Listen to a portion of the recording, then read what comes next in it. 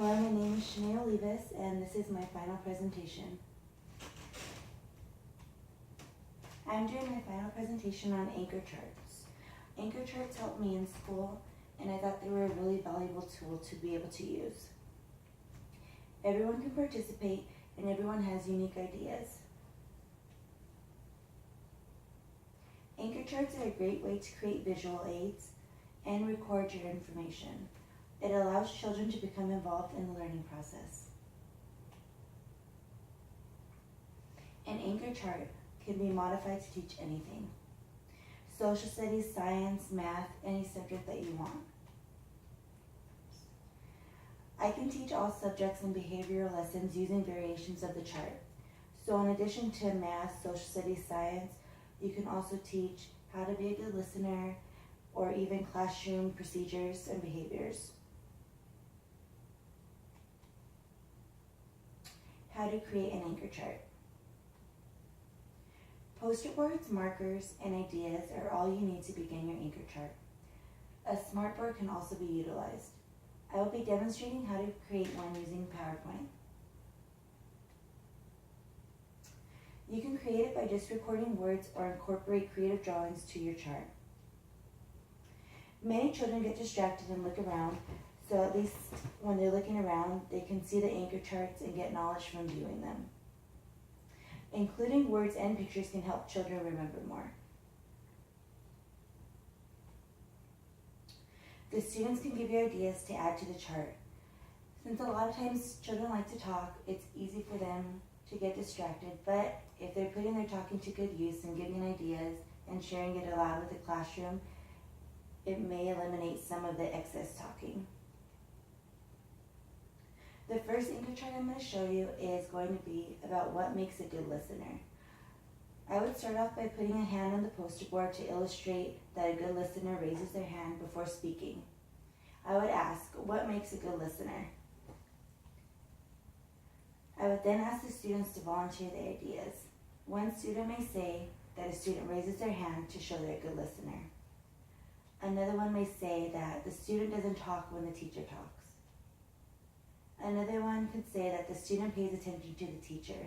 You can continue on to fill up the page or your poster board, and you could post it so they could look and reference it later. Or if they're having a behavioral issue, you can ask them to please reference the poster on the board that shows all of these things and ask them if they're doing these things, and if not, if they can do them. The next one I'm going to show you will be related to language arts. I chose to give the lesson on homophones. I would put on the poster board a clear definition of what a homophone is.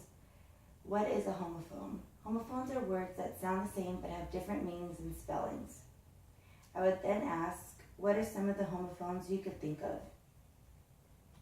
You could get B, B, I, here, or C. As you're asking for the suggestions, you don't have to write down definitions or sentences for all of them, but as you're doing it, you can just talk through it with them. For example, you can give sentences for each one. I will be there in a second. The bee is buzzing outside. I see you. I see you with my eye. The sea is blue. I will see you later. Here I am. I can hear you. Again, posting these on the walls can really help and remind them what a homophone is. You can create anchor charts to display in the classroom. You can do it as a whole or have several small groups. You can have the whole class participate by giving suggestions for the chart, or you can split them up in maybe small groups of 4 or 5. That way they can create their own anchor charts to present to the class later. You'll give them a chance to all give their different ideas, and then you'll also let them present it and teach the other kids something.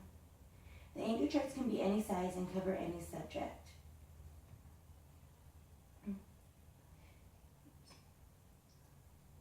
Remember to have fun.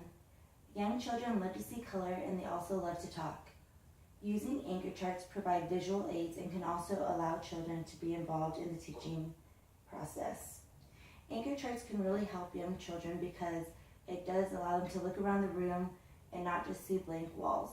They can reference different things, and if you have different subjects up, they can remember, oh, that's how I do an equation, or that's what a homophone is, or that's how I be a good listener.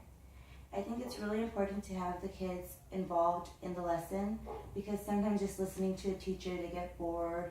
So when they're involved, then it has them be more on their toes. So in conclusion, I think that anchor charts can be a very useful tool in the classroom, not just for young children, but all the way through high school, even college.